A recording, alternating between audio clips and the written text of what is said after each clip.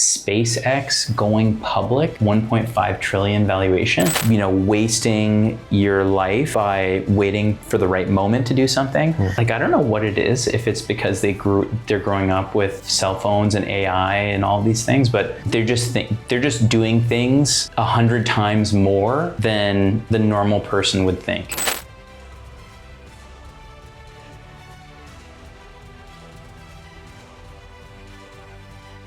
All right, so first thing here, Emil, you've got SpaceX going public, 1.5 trillion valuation. Oh yeah, I saw that yesterday. I remember I saw a site where they have private shares listed for SpaceX, and I tried to get in. It was too complicated. You have to fill some kind of crazy KYC, but I feel like that's an interesting stock. 1.5 trillion is kind of crazy. I saw that tweet by Autism Capital, and they were talking about, I think the whole space thing is kind of crazy. Like just everything space right now, even like AI data centers. I saw Elon or someone tweeting that data centers are just like the future is bringing them to space. I believe it. I mean, I guess you need more and more data storage, and I kept seeing people online complaining about the cost of electricity. That's the easiest way to throw it in space. Maybe it'll be like a satellite. Yeah, I can only imagine how crazy that's gonna look. So post-beam adjacent growth strategy, what was that? Greg Eisenberg? Yeah, I saw it on the Greg Eisenberg podcast. I think they do a bunch of different stuff. It's like a indie hacker guy. Like, they have a few different businesses. They do, I think, even like SEO, automated SEO. But I thought it was kind of interesting. They were talking about this new growth playbook. Like, they basically just broke it down how they grew to 20 or 50K MRR with these products. And they said they built a 20,000 person waitlist before launch. Is crazy. These guys have like, I think a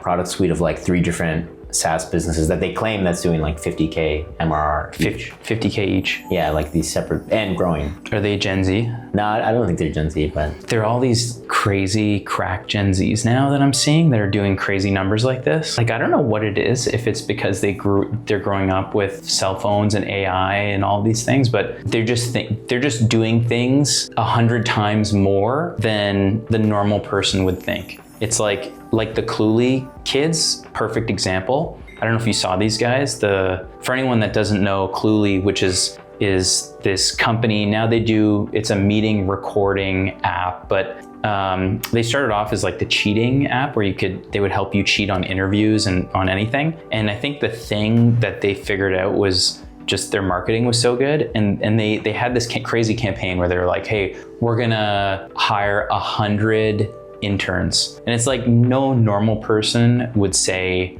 I'm gonna hire 100 interns out of the gate, but that's what they did, which is just like a crazy idea. I have to say, I saw this, you wrote about this Next.js vulnerability. Yeah, it scared me. I saw it go pretty viral, so it must have. And I actually saw it on Versal. Like, I actually tried. I remember at first I saw the CVE, the security report, like saying, oh, this is about big exploit that people can take advantage of if you're on Next.js. And for context, like, I think probably like a lot of the indie hacker, a lot of these people doing like vibe coding, it's probably in Next.js. Like that, like when you go to Claude and you're like, hey, build me a web app, it's probably gonna build you a Next.js app. We use that for Postbeam, I use Next.js, and it's hosted on Versal. And at first I ignored, I remember I saw the CV report, and you see a lot of these, and you're like, like sometimes I'm a little lazy to read it or update it right away. But yeah, it wouldn't let me even deploy our web app until I updated the Next.js package to not be on the old version. So that's how I knew it was pretty serious. There's this prompt he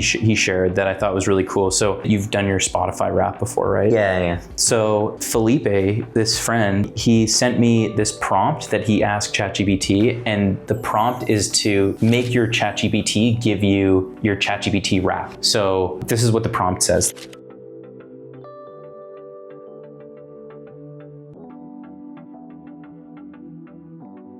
I wonder how many people would actually be willing to share their ChatGPT wrapped, right? It's not like Spotify or like YouTube wrapped. Even YouTube wrapped, I feel like is like kind of, you could say it's kind of personal, but. Yeah, that's probably why they didn't. I mean, I'm sure if they thought people would like post a screenshot on social media, they would have done that themselves. But I feel like, I guess people aren't gonna like their darkest secrets on ChatGPT. Yeah, people share so much, right? Yeah. And there's this video that's really good, and I saw a ton of people sharing it. I think it's probably had at this point like over 10 million impressions easily. It's basically this girl. Hey dude, hey, what are you waiting for? Ideal conditions?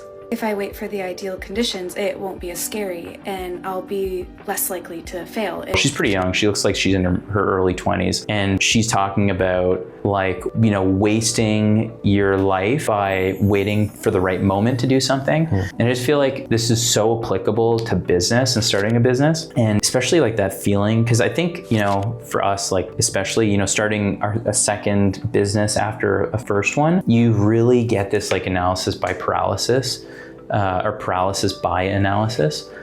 And you should just start, like you always preach this, it's like just do it and then you figure it out. And that's kind of what she says in the video. But on the goal setting, there's like that Alex Rank reflections and intentions. Yeah. So like anyone that doesn't know Alex Rank, amazing entrepreneur, advisor, investor. And yeah, he has this really great blog post, what he calls reflections and intentions. And we have been doing this for what, like 5 years now? I think I started doing it like a few years ago. I think it's helpful for us to like plan business stuff and at least be aligned. Is it makes it feel like when I'm thinking of my goals, focusing on what matters. Because before, I think you set goals and you just forget like why you set them, right? It's like, oh, I want $100 million. Well, it's like, oh, why do you want $100 million in the first place, right? It's like, oh, well, because I want to buy like a nice this or a nice that. And you're like, well, you don't need that much money to be able to do that or do those things, right? Oh, there's this really good like end of year. I'm going back to Canada for a week. Danica's family does this gift exchange every year where she's got like 30 family members, and I found my gift of the year. It's this lamp that I bought on Amazon during Black Friday. It's this portable accent lamp. It has an app that you can set the colors, and it's got a bunch of different themes. The other thing, robot vacuum. This thing mops the floors. Yeah. And then I came across this YouTube channel, and there's this guy. His name is Just a Dad. The channel is insane. He reviews like hundreds of different robot vacuums, and you'll see in some of his videos, he's got like 40 RoboVacs lined up in a room, and then he runs different tests. Yeah, this JSON, I didn't understand any of this, what you wrote, new JSON. It sounds more fancy, JSON. You've definitely heard of JSON. Like I have heard of JSON. Like even if you're not a software developer, you probably like had to look at JSON at some point. It's like literally just text. Like it's just a text file, but like people found a way to like make it structured. But anytime you're working in JavaScript, JSON is like the way to send data, and you're really just sending text. But like the nice thing is you can parse it really easily.